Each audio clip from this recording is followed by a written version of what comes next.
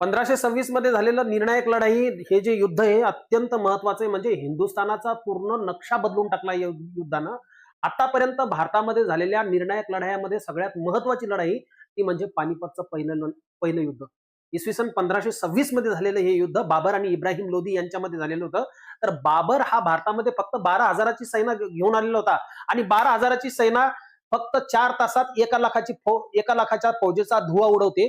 ते कशा पद्धतीनं त्याची युद्धनीती काय होती ते समजून घ्यायचंय आपल्याला हे एक्झामच्या दृष्टिकोनातून. त्यांना जी युद्धनीती वापरलेली होती ती तुघलका नीती होती.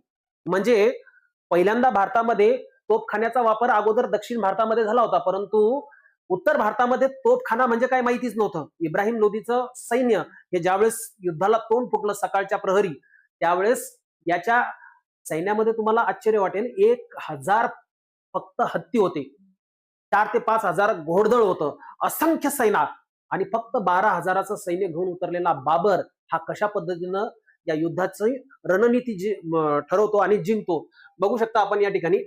हे जे आहे अर्धवर्तुळाकार सैन्याची एक हे त्यानं व्यूहरचना केली. हे इब्राहिम लोदीचं सैन्य 1,00,000 सैन्य याच्यामध्ये.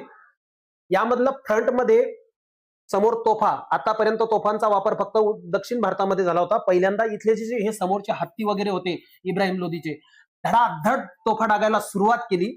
या हत्ती बिथरले तर संपूर्ण मैदान एकूण बिथरलं गेलं आणि या हत्तींनी काय केलेलं होतं, याच आपल्या सैनिकांना तुडवायला सुरुवात केली होती आणि त्यामुळे काय पूर्ण भीतीचं वातावरण पसरलं. अवघ्या 4 तासात हे संपूर्ण युद्ध खतम.